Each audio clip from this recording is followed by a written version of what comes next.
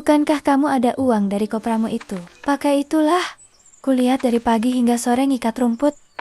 Mana hasilnya? Sudahlah. Sudahlah. Pakai saja yang itu dulu. Aku terdiam. Aku melanjutkan dengan nada datar. Menatapnya tak percaya. Mas, itu tak cukup. Ia tak menoleh, seperti aku hanya bayangan di belakang punggungnya. Ia pergi, tanpa ada jawaban sama sekali. Beberapa hari kemudian, ia tiba-tiba memberiku uang. Ini, katanya. Aku menghitungnya. 1.300.000. Tanganku gemetar. Terima kasih, Mas. Bahagia ya, aku bahagia. Karena uang itu bisa dipakai untuk mengisi keperluan dapur yang sudah lama kosong tak terisi. Namun kebahagiaan itu hanya bertahan 1 hari. Keesokan paginya ia datang lagi. Uangnya mana? Kenapa? Mas, aku mau beli pupuk untuk sawit. Hatiku seperti disayat pelan. Ketika di depan mataku, semua uang yang kukeluarkan di dompet, semua diambilnya. Mas, uang untuk membeli beras kok nggak disisa? Ia mengangkat bahu. Nanti ada lagi hasil jualan tuak. Tapi anak-anak, pakai saja uang isi rumputmu itu. Dapat setiap hari kan? Katanya sambil memotong ucapanku. Ia mengambil kembali uang itu dari tanganku. Aku hanya duduk di sana, seperti pohon kering yang akarnya dicabut dari tanah. Hari-hari berikutnya semakin berat. Anak bungsuku kini berusia 3 tahun. Bajuku mulai sobek di sana-sini, kadang tersangkut ranting. Ketika aku mencari kelapa, kadang ditarik anakku yang rewel ingin ikut bekerja. Aku tak punya waktu menjahitnya. Wajahku mulai dipenuhi flek hitam oleh panas matahari. Rambutku sering kusanggul seadanya, kusut dan kering, seperti rumput musim kemarau. Dulu aku masih terlihat seperti ibu-ibu desa lainnya, rapi, bersih, tertawa di pagi hari. Sekarang aku seperti bayangan diriku sendiri. Suatu malam aku mendekati suamiku, Mas. Ia duduk di depan rumah. Apalagi, hanya ingin duduk berbincang saja, ucapku sambil tersenyum padanya. Ia menoleh sebentar, lalu tertawa kecil, bukan tawa hangat, melainkan tawa yang dingin seperti pisau. Kamu bisa tidak lebih merawat diri? Lihat pakaianmu lusuh, bau keringat, bau asap bercampur. Udah sana. Jauh-jauh. Aku menunduk. Air mataku jatuh ke tanah. Anak-anak di dalam rumah tertidur pulas. Tak tahu bahwa ibunya sedang perlahan hancur. Malam itu, aku menangis lama sekali. Dan untuk pertama kalinya aku sadar, aku bukan lagi istri yang dicintainya. Aku hanya perempuan yang bertahan hidup di rumah itu sendirian. Mati-matian menghidupi diriku dan anak-anakku. Seolah sosok suami itu telah lama menghilang.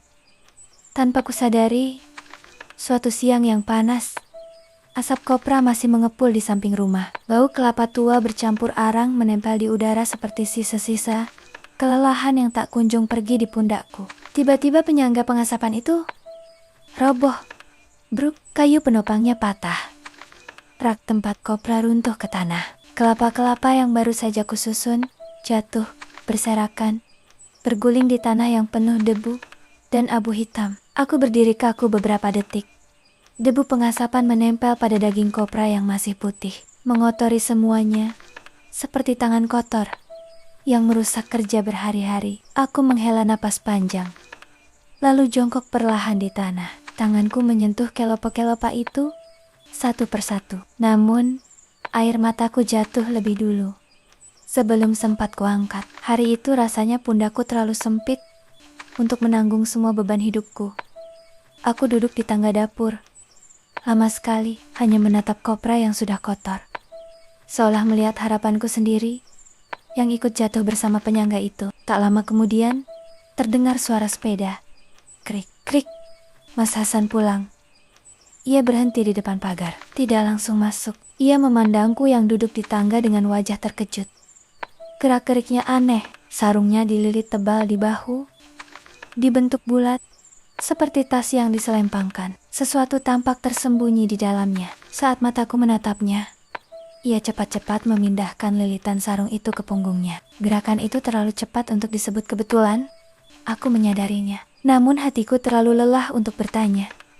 Ia masuk ke halaman tanpa berkata apa-apa. Lalu langsung menuju WC di samping kiri rumah, yang tak jauh dari tangga rumah panggung kami. Air terdengar mengalir lama sekali. Kutunggu hingga kepalaku bertumpuh pada pegangan tangga. Setelah itu, ia keluar. Rambutnya basah, wajahnya segar. Aku berdiri cepat. "Mas," panggilku pelan. Ia berhenti ketika ia telah sampai di hadapanku di tangga. "Apa?" Aku menunjuk pengasapan yang roboh. "Bisa bantu memperbaiki itu?" Penyangganya patah. Kopraku jatuh semua. Ia menatap sekilas, lalu menghela napas pendek. "Capek," ucapnya singkat cuek berjalan naik tangga melewatiku, "Mas. Ini harus diperbaiki sekarang. Kalau tidak, kopranya rusak dan lama kering nantinya. Perbaiki sendiri saja. Kamu kan kuat. Mana ototmu yang setiap harinya mengangkat kayu bakar itu?" Jawabannya dingin, pendek, seperti pintu yang ditutup keras di depan wajahku. Ia naik ke rumah tanpa menoleh lagi.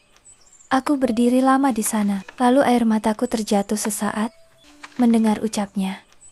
Tangis yang keluar tanpa suara, hanya air mata yang jatuh seperti hujan kecil di pipiku. Entah kenapa, tiba-tiba pikiranku kembali pada lilitan sarung tadi. Aku berdiri, langkahku nekat menuju WC. Tanganku membuka pintu WC, lalu pandanganku tertuju pada sarung yang ia sembunyikan di sana. Dan aku tertegun. Di dalamnya ada pakaian baru, baju yang rapi, bersih, harum sekali baunya. Bukan seperti pakaian kerja di kebun, bukan seperti pakaian yang biasa ia pakai minum tuak.